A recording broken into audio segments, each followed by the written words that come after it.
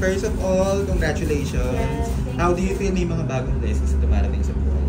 Super, for me, super na ako overwhelmed, of course, and up until now, hindi pa rin po ako makapaniwala lang. Part na ko ng family monthly na.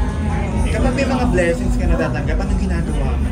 May reward ka ba sa sarili mo? Ano binibili mo? Actually po, every pinatatanggap akong blessing is sinishare ko siya sa family ko, of course. Kasi sila din naman yung number one supporter ko mula noon hanggang ngayon na lumaki na ako. So, every time na may blessing ako, talagang binibigyan ko din yung family ko, buong family ko actually. Ngayon, ang reward mo, anong gift mo for your family? For my family, sa ngayon, lahat ko po kasing binibigay is cash lang. Okay. Kasi hindi po sila into things. Kasi alam mo po na rin mas kailangan talaga yung cash. Talagang cash talaga yung binibigay ko para mabili nila yung, sila mismo sa sarili nila yung bumili man gusto nila. Kanina na-mention mo dun sa stage, 13 years old, meron kang masayang memory with Mang Inasal. Pwedeng balikan natin yun. Okay, so, nung 13th birthday ko, yung mami ko po, hinayaan ako mag-decide kung saan ko gustong mag-celebrate. So, pinili ko nun is yung Mang Inasal. Yung branch na yun, tandang-tanda ko pa sa Mega Mall. Sa labas ng Mega Mall siya. And, nung time na kasama ko yung family and friends ko. So, naka-under rice ako, and then yung ulam ko, chicken. Yes. Yeah, so super na-enjoy yung birthday ko.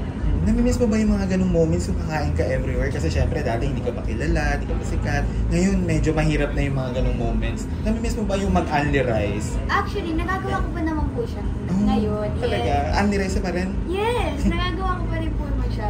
Yung mga ginagawa ko before, with Mang Inasal, nagagawa ko pa din po siya ngayon.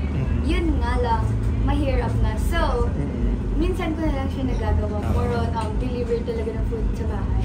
Mas convenient po kasi every time na magpapadeliver sa bahay. Kasama pa yung family? Yes. Kaya ang dami nangyari, nag-Valentine's Day, tapos galing ka ng Dubai recently.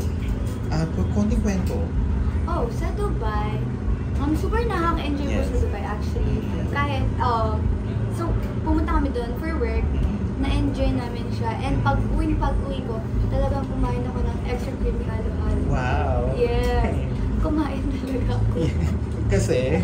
Na-miss ko talaga. And super sarap ng bago nilang lasa. As in, mas creamy siya and super dami ng sahog. So super na-miss ko talaga yung halo-halo. Marami nagtatanong na share mo na daw ba kay JM yung creamy extra halo-halo na Mang Inasal? Actually, natikman na po niya yung Ano extra sabi? creamy halo-halo. Masarap talaga. Kahit ako naman, favorite ko na yung halo-halo ng Mang Inasal. Yes. And nung time na pinatikim ko siya kay JM, actually nagustuhan ko. Okay. Okay. Kaya ano pa mga abangan sa the rest of the year? Ang dami na nangyayari.